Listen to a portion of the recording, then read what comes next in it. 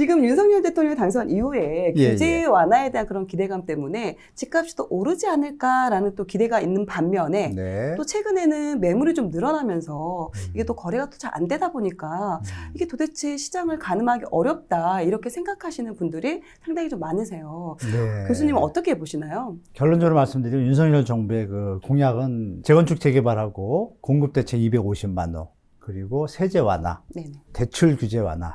이게 이제 핵심이죠. 네. 청약제도 추첨제가 있어요. 그러면 이제 수요자 입장에서 청약제도와 추첨이 늘어나면 셀러리맨이나 우리 젊은 분들은 청약 기회가 넓어지니까 현재 비싼 집을 사는 것보다 새로 국가나 민간에서 분양하는 것들은 현재는 분양가 상한제가 적용이 되니까 더 저렴하잖아요. 네. 새 집인데 더 저렴해요. 그러니까 당연히 수요가 줄겠죠. 이 부분이 이제 거래량 감소가 나타났고, 공급 계획은 250만 원인데 문재인 정부에서 217만 원을 이제 로드맵을 던져놨잖아요. 던져놨기 때문에 217만 원은 100% 아닙니다. 왜냐하면 여러분들이 아시는 재건축 재개발은 국가 땅이 아니잖아요. 나머지는 신도시 공공주택 특별법에 의해 가지고 택지 조성이 가능한데, 재건축 재개발은 소유주가 국민이잖아요. 그렇죠. 개개인. 개개인들이 이제 정부가 빨리 하고 잘할 수 있도록 독려할 수는 있어요. 활성화 정책을 쓰지만, 뭐 예를 들어서 지금 둔촌주공처럼 뭐 시공사하고 공사 금액이 안 맞아서 스톱이 된다든지 네. 여러 가지 문제들이 많기 때문에 유동성이 많죠. 그 물량이 한 40만 원 돼요. 그러면 40만 원 빼면 170 뭐 네. 몇만 되잖아요. 근데 윤석열 정부에서 이번에 250만 원 할 때 청년 원가 주택 얘기했잖아요. 그게 이제 30만 원입니다. 여기도 이제 좀 묘한 게 있는데, 그 30만 원의 물량 중에 217만 원 물량 택지와 겹치는 부분이 조금 있어요. 그래서 이게 명료하지 않습니다. 그래서 결론적으로 말씀드리면, 실현 가능성에 말씀드리면, 물량은 많이 나온다. 서울 수도권 계획이 130에서 150만 호예요. 그러면 엄청난 물량인 걸 여러분들이 100만 되니까 잘 모르시는데, 노태우 정부 때 서울 수도권의 인구가 1990년도죠. 1년에 35만 적을 때, 많을 때 50만이 서울 수도권이 늘을 때예요. 그러니까 10년 안에 한 500만이 늘었겠죠? 네네네. 뭐 계속 서울로 왔으니까, 수도권 경기로. 그때 100만 원 공급했거든요. 근데 집값이 10년 동안 안정됐어요. 뭐 우리가 바닷물을 마셔봐야 짠 건 아니잖아요. 100만 원인데 10년 동안 안정됐어? 그 고도 성장기에? 그럼 100만 원 많은 거구나. 일단 판단하시고. 근데 250만 원을 해요. 거의 2배 이상인데요. 차이점은 그때는 짧은 시간에 막 공급을 했어요. 네, 맞아요. 시작하고 3년 뒤부터 입주했고 7년 동안 입주했고, 이번에는 그 기간이 조금 깁니다. 길지만 결과론적으로 어떻게 될까요? 근데 지금은 인구도 감소를 해요. 그런 부분을 거시적으로 보면 주택 가격이 상승하기에는 여력이 좀 부족하다는 좀 느낄 거고, 재건축 재개발의 핵심은 그겁니다. 땅이 10평이 있으면, 원래 집을 10평을 짓고 사는데 10평의 집이 오래됐어요. 새로 지으려고 그래. 그럼 10평만 지으면 되죠? 그럼 건축비가 없잖아요. 그렇죠. 그러니까 못 짓고 있는데 나라에서 용적률을 올려줘요. 200%로. 집을 2칸을 질 수가 있어요. 그러면 위에 집 진 거를 팔 수가 있잖아요. 그렇죠. 그러면 돈을 안 들이고 집을 질 수가 있죠. 근데 만약에 땅이 넓어. 20평짜리야. 나는 10평만 살고 있어. 이게 용적률을 300% 주면 어떻게 돼요? 더 올라가니까 돈이 남아요. 이런 게 이제 재건축의 핵심인데, 용적률이. 네.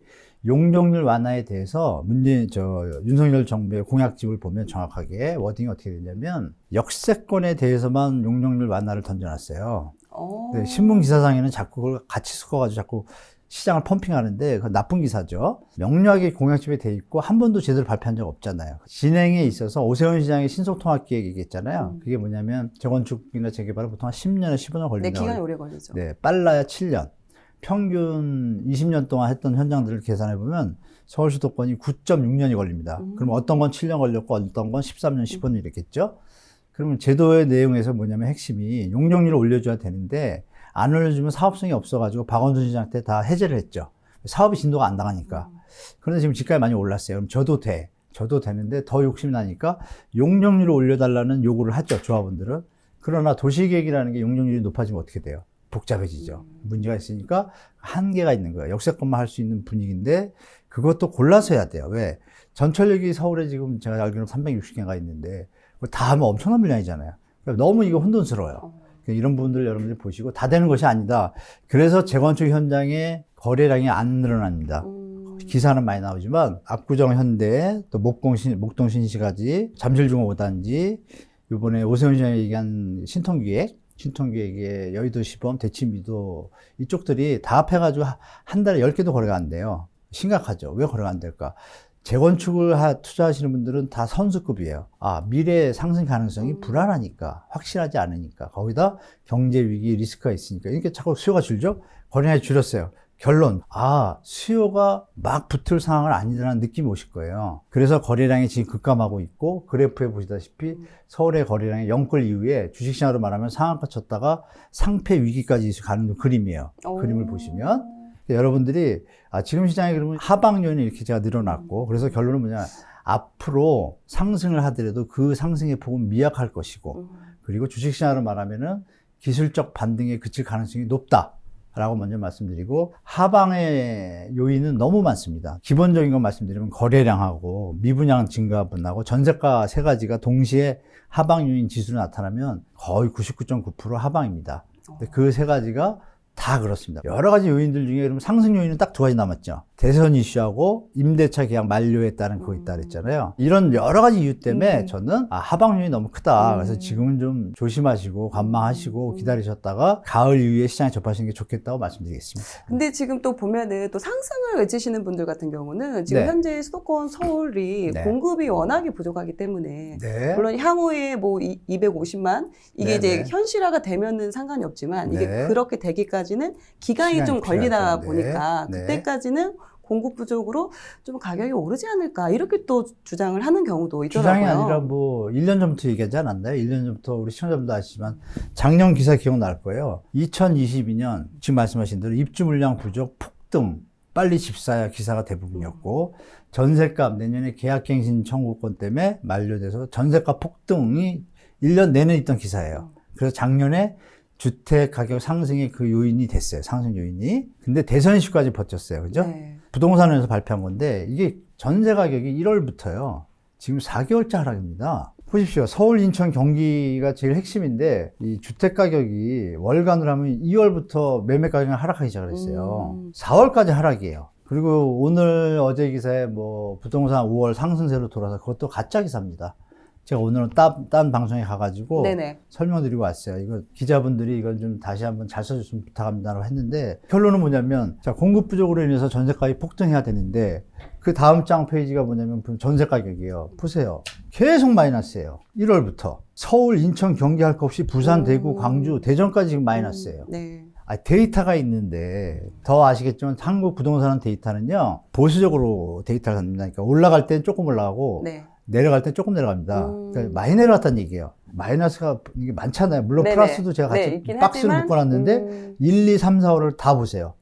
전국 수도권 전세 가격이 다 하락해요. 중요한 건 저는 이 얘기를 작년에도 했어요. 이거 전세 가격이 왜 이러냐 이유가 있습니다. 왜 하락할까요? 비싸니까. 비싸니까. 근데 금리가 올랐어요. 전세 대출을 우리가 은행에서도 하지만 은행의 위임을 받아서 법인 영업팀을 하는 법인팀들이 있어요. 아시는 분이 대출 영업 팀장인데 한 직원 20분 돼요. 제가 그분한테 대출에 대한 일을 많이 하는데 시장 돌아가는 상황을 알 수가 있잖아요. 네. 이미 4, 5년 전부터 대출이 공인중개사에서 계약을 할 때 전세 계약에 경기도는 80%, 서울은 한 60에서 70%가 대출을 받았습니다. 이미. 네네. 그때 금리는 0.5예요. 그래서 전세자금 대출이 1.5에서 2.5밖에 안 됐어요. 아파트 뭐 그때도 5억, 6억 서울은 이럴 때 5억이면 3억 받아도 월세 같으니까 그냥 갈 수 있었어요. 근데 그게 200이 됐어요. 지금 그죠? 2배 이상 뛰었으니까. 그래서 반전세로 가는 겁니다. 그거를 네네. 월세로 잡고 얘기하는 네네. 건데 월세로 들어가는 서울의 73%가요. 월 500 이하입니다. 가구당 평균. 소득이. 네, 그럼 500에서 불가능하죠. 이미 꼭지에 와 있다고 저는 판단을 했기 때문에 작년부터 전세 가격 폭등 쉽게는 하지 않을 거다. 근데 금리 인상까지 겹쳤어요. 그러면 제가 볼 때는 전세 가격이 폭등은 당연히 안 될 것 같고 오르더라도 네. 커피 찻잔 속에 뭐 태풍, 선풍기처럼 그치고 말 거라고 저는 예측을 했거든요. 자, 지금 3월에 다음 DC 무슨 센츄럴 무슨 자이가 1400세대인가가 입주를 했어요. 3월 달에. 그럼 거기 난리가 났어야죠. 3월 달에 전세가가 처음에 8억이었습니다. 84제곱이. 지금 6억 5천입니다. 왜 이러죠? 그럼 틀렸죠. 전세가 보면. 자, 매매가는 또 어떤가요? 계속 하라잖아요. 5개월 동안. 그러면 이 데이터는 제가 누누이 말씀드린 지금 매물량 보세요. 서울의 거래량이 급감을 하고 있다는 건 다 기사를 보셨을 거고 여러분들도. 서울의 평균 거래량이 2006년 노무현 정부 때부터 데이터가 나왔습니다. 네. 평균을 내면요. 서울의 월 평균 거래량이 한 6,100 몇십 한 200건 정도 돼요. 그리고 우리가 영끌할 때 기억했지만 그래프 보시면 엄청 뭐 꼭대기 올라갔잖아요. 15,000개 했습니다. 그 다음 달은 10,000개. 어마어마하죠. 평소에 두세 배죠. 그리고 박근혜 정부 때 빚내서 집사를 할 때도 10,000개 넘었습니다. 그러면 7, 8천 넘어가면 완벽한 상승인 거고 6천 이하로 들어가면 보합 내로 들어간 거고 3천 이하면 하방이죠. 상식적으로. 그래서 IMF 때 데이터도 노무현 정부 전이지만요. 건축 토지의 거래량을 체크하면 나오거든요. 그때도 다 1000개 넘었습니다. 여러분 아시지만 올해 2월에 810개 했어요. 역대 최저치입니다. IMF 글로벌 금융위기 그거보다 더 낮은 이유가 뭐가 있죠? 위드 코로나인데 그러면 이 정도쯤이면은 상승을 내시던 분들도 인정을 해야죠. 아 이게 다른 요인들이 하방 요인이 많다. 공급 부족은 네. 크게 영향이 없다. 여기서 이제 팩트가 뭐냐? MB 정부 때 2012년, 13년입니다. 지금 공급량이 2만 1000이거든요. 올해 엄청 졌다고 계속 얘기하시잖아요. 근데 MB 정부 때 19,000세대가 입주한 적이 있습니다. 서울에. 그때 마이너스 4%입니다. 강남 미분양 났습니다. 그걸 어떻게 설명하실 거예요?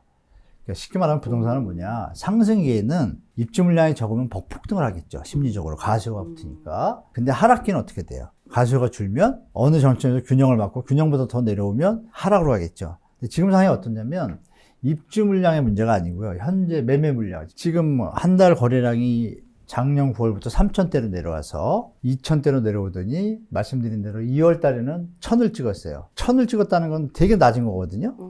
이 MB 정부 때도 말씀드린 대로 입주 물량이 적은데 내려갔어요. 왜? 가격 하락에 대한 기대가 더 많았기 때문에. 그리고 노무현 정부 때에서 이기 신도시를 많이 했잖아요. 그 물량들이 계속 많았거든요. 거기다가 보금자리 주택까지 던졌어요. 그러니까 수요자 입장에서 그 당시에 비싼 집값이요.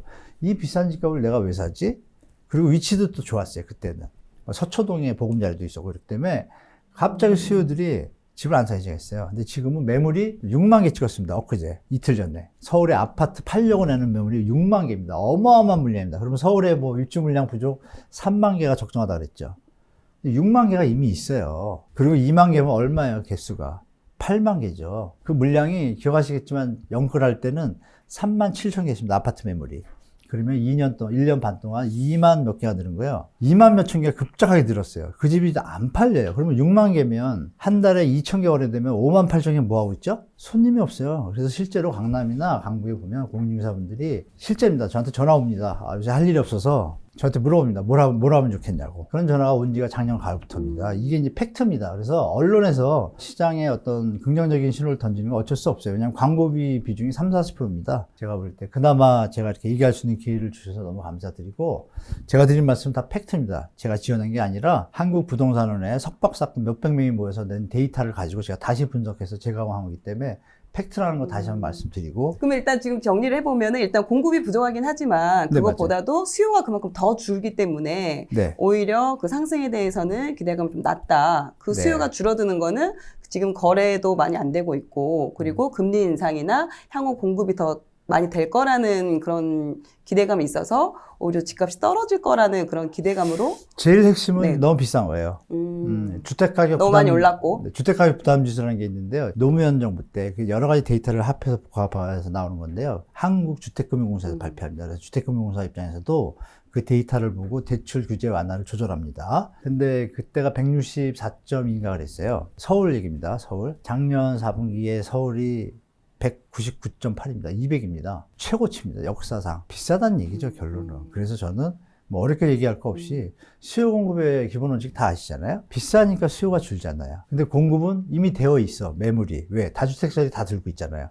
다주택자들이 보니까 똘똘한 채 나오면 나머지 팔아야겠고, 경기도도 난리 났습니다. 지금 물건 넘치고. 그 와중에 이제 신축 오래되지 않은 것들은 이제 인기가 좀 있다 보니까 조금 상승이 지금 조금씩 나타난 거고, 그렇게 판단하는 게 좋을 것 같습니다. 호가는 엄청 반영됐고 시장에서 조금 반영돼서 상승세로 돌아섰습니다. 이게 팩트죠. 분당도 계속 마이너스였다가 요번에 일기 신도시 얘기가 좀 많이 나오면서 막 올라가는 걸 추세를 보이려다가 거래량이 멈췄습니다. 멈춘 이유는 제가 아까 말씀드렸죠. 내용을 들여다보니 일기 신도시도 이거 짧은 시간에 되지 않겠네라는 또 판단이 드는 겁니다. 일반 서울 것도 10년, 15년이 걸리는데 일기 신도시라고 무슨 5년 안에 되겠습니까? 안 되죠. 그러니까 거기에 대해서 또 계산들이 나오고 호가가 많이 올라가다 보니까 원래 올라갔는데 더 올라가니까 금리 계산하니까 사기에 부담되니까 자, 저번 달에 좀 쭉 올라갔다가 네네. 다시 소강 상태로 들어갔습니다. 제가 장담하건데 일기 신도시 도시를 다 뜯어 고친다는 건데 10만 호 증가하는 거거든요. 그 왜 도시를 다 푸십니까? 그냥 기반시설 잘 되어 있는데 보세요. 300%를 올리면은 분당만 해당된다. 분당. 일기 신도시 중요한데 아까 질문 나올 것 같아서 일기 신도시가 분당은 169% 용적률이 아까 용적률 드렸잖아요. 일산은 186%입니다. 그런데 3번 평촌 준동은 다 200%가 넘어요. 어떤 곳은 226%예요. 이 대책을 세울 때 포퓰리즘 때문에 대책을 세운 겁니다. 분당에 설문조사를 했습니다.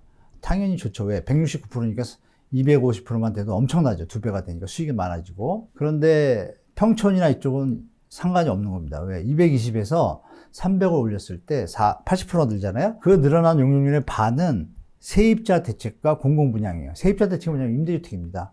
그럼 40% 늘리려고 도시를 다 부시려는 사람이 어디 있겠어요? 그냥 해서 인센티브나 건축 공부만 해도 20-30% 용적률 인센티브를 받아요. 그래서 설문조사도 분당만 겁니다. 그래서 이런 부분이 있기 때문에 분당은 호재예요. 근데 지금 1기 신도시 법이지 이게 분당법이 아니잖아요. 이게 자칫 잘못하면 분당 특별법이 돼가지고 이거 비판받을 수도 있어요. 그렇기 때문에 신도시랑 평행평성이 좀 안 맞잖아요. 그리고 도시에 만약에 300%가 늘면 지금 주택의 도로 상황이 도시 기본 계획에 의해서 차가 몇십 대가 다닐 거라고 예측가 만들었잖아요. 그럼에도 불구하고 마이카 시대가 되고 차가 2-3배가 됐어요. 그러면 더 늘리면 차가 더 늘잖아요. 도로를 넓혀야 돼요. 문제가 한두 가지가 아닙니다. 그래서 이게 말같이 쉽지 않습니다. 법을 만들고 나서도 집안 구조부터 도로 계획부터 다 세려야 되기 때문에 국가 재정이 또 들어가야 되고 복잡하기 때문에 이거 5년, 6년, 7년 절대 안 되고 제가 볼 때는 10년에서 20년 걸린다고 봐요. 그럼 그때는 아까 말씀드린 250만 원 나올 수도 있으니까 투자하실 때 냉정하게 판단하고 투자하시기 바랍니다. 지금 또 내 집 마련에 관심 있는 분들 같은 경우는 네. 또 현재 지금 대출 규제 완화 정책에 대해서 또 기대감을 갖고 있어요. 네. 지금 생애 최초인 분들한테는 또 80%까지 좀 풀어준다 이런 이야기가 또 있어서 네네.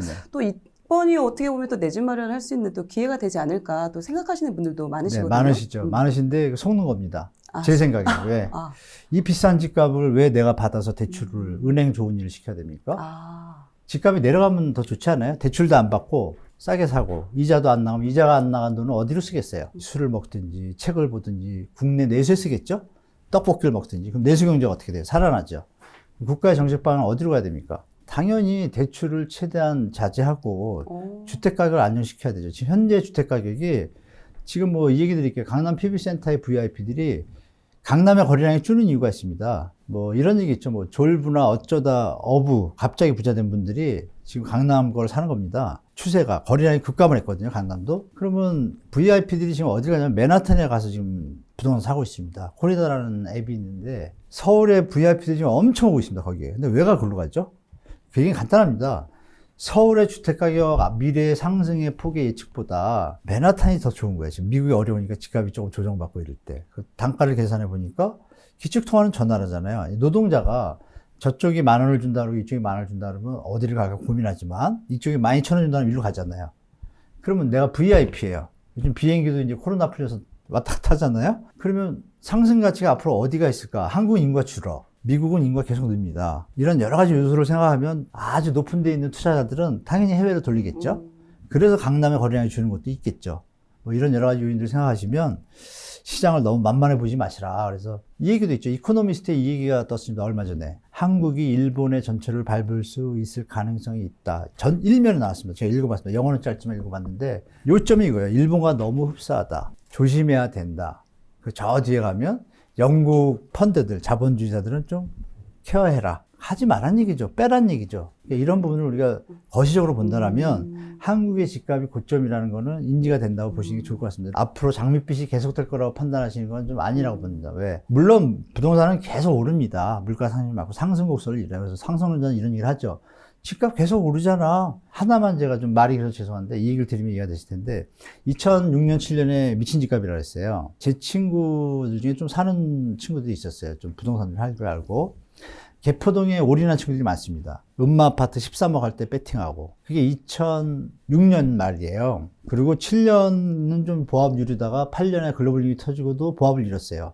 이뤘다가 결국 힘을 잃어가지고 2011년인가 12년에 7억 3천 됩니다. 돈을 개원하기 시작하면서 그때 또 동시에 청계산 막 전철 뚫리고 그랬잖아요. 청계산에 막 새 아파트 짓고 서초동 내고 뚫릴 때 거기 상가를 막 올인합니다. 그 상가 아직도 비어 있습니다. 이게 냉정 아닙니다. 그 상가 아직도 비어 있습니다. 그 친구가 고생을 엄청 했습니다. 그래서 생각해보세요. 2007년, 8, 9, 10, 11, 12, 13, 14년도 때 박근혜 정부가 이제 조금 활성화했죠. 8년 동안 고생했습니다. 병 걸렸습니다. 그러니까 이걸 왜 말씀드리냐면 이런 위기가 올 가능성도 지금 존재하잖아요. 그러니까 조심해서 투자하라는 말씀이에요. 만약에 무리하게 투자를 들어갔다가 그런 상황이 우리의 원인이 아니라 글로벌 금융위기처럼 미국이나 신흥국에서 터지면 우리의 힘을 어쩔 수 없는 일단 조정기가 오잖아요. 그 조정기가 6, 7년 갈 수도 있다는 얘기예요. 그럼 무리하면 어떻게 돼요? 파산입니다. 이 사례를 왜 말씀드리냐? 과욕은 부리지 마셔라. 자기가 감내할 수 있는 선에서 알맞게 가시는 게 최고다라고 말씀드리겠습니다. 지금 내 집 마련 같은 경우도 그러면 대출 규제 완화해 주는 게 문제가 아니라 지금 현재 가격 자체가 너무 비싸니까 네. 지금은 내 집 마련을 할 시기가 아니다라고 할 하시는 수도 거네요. 있죠. 자기가 버는 소득이 그 LTV를 적용했을 때 소득이 여유 있는 분들은 집 갖고 막 머리 아플 게 아니라 잡이 좋다는 얘기잖아요. 소득이 LTV를 받쳐줘서 강남에 진입할 수 있다는 건 잡이 좋다는 얘기고, 그러면 이거 빨리 사서 애기 키우고 이런 행복은 돈으로 못 다니잖아요. 신혼부부 같은 경우는 제가 저거 권장합니다. 자기 여력이 되면 무조건 그냥 사라. 그때가 조정을 거치지만 장기적으로는 물가 상승률에 비해서 상승하게 돼 있어요. 상승론자들은 항상 그 그래프를 보고 얘기하는데, 제가 말씀드린 건 조정기 때 조심하라는 얘기예요. 근데 이제 이런 방송, 우리 월급쟁이 방송 들으시면 저 같은 의견, 또 상승론자분들 의견을 종합하셔가지고 본인이 판단하시면 되는데, 저는 이제 30년 해본 결과로 상승기도 다 받고 하락기도 봤는데, 뭐 제주에 있는 선수들은 지금 뭐 지방에 있는 집도 똘똘한 채뿐이 아니라 지방에 있는 집들은 다 처분해서 현찰을 보유하고 있습니다. 왜? 만약에 조정기가 온다라면 떼돈을 벌 수 있는 기회로 생각하는 거죠. 지금 드릴 수 있는 말씀은 그거죠. 지금 집을 사가지고 과연 상승할 여력이 있는가, 내가 부담할 수 있는 선에서. 여력이 약하다 그러면 무리할 필요 없잖아요. 왜? 금리 인상이 2번 더 많습니다. 지금 6월, 7월 FOMC하고 6월하고 연달아 있잖아요. 두 달에 0.5, 0.1%또 올라갑니다. 그럼 지금 올라간 금리 2배가 돼요. 엄청난 겁니다. 이거 위기가 올 수가 있으니까. 그러면 우리는 9월까지 기다려볼 필요가 있잖아요. 미국의 금리가 실제로 0.5, 0.5 빅스텝을 2번 더 가면 올해 안에 0.5, 0.5, 0.6 3번 하겠다고 지금 파월이 얘기하는데, 연준 의장이 2번을 하면 우리는 2배가 되니까 금리 부담이 되면 주택가격이 어떻게 되겠어요? 하방압력이잖아요. 그러면 그때는 내려갈 거 아니에요. 그럼 2-3달 기다렸다 사는 게 낫지 않을까요? 제 생각에 그게 나을 것 같고, 보고 사자. 그리고 올라갈 여력이 좀 약한 것 같고, 그리고 이제 사전 청약이 지금 다행히 이번 윤석열 정부에서 늘립니다. 우리 무주택자분들 입장에서는 사전 청약에 올인하는 거예요. 왜? 사전 청약은 당첨이 됐어요. 그럼 보험이 하나 들었죠? 들은 상태에서 나는 서울로 오고 싶어. 그러면 신도시가 주로 이제 주변에 있으니까 서울에서 하는 것은 현재는 분양가 상한제가 적용되는데 이번 정부에서 조금 완화할 수는 있어요. 그래도 기존 주택보다 쌀 가능성이 높습니다. 그러면 사전 청약이 당첨된 상태에서 서울 안에 있는 민간주택 분양을 당첨이 되면 이거는 포기해도 돼요. 불이익이 없습니다. 그리고 사전청약을 했는데 다른 데 사전청약이 되면 이거 버리고 또 이쪽으로 넘어갔어요. 이런 기회가 많기 때문에 일단 사전청약에 올인, 그리고 가을 뒤에 내 집 마련 계획을 잡으시는 게 제일 합리적인 판단이라고 생각합니다. 지금은. 네.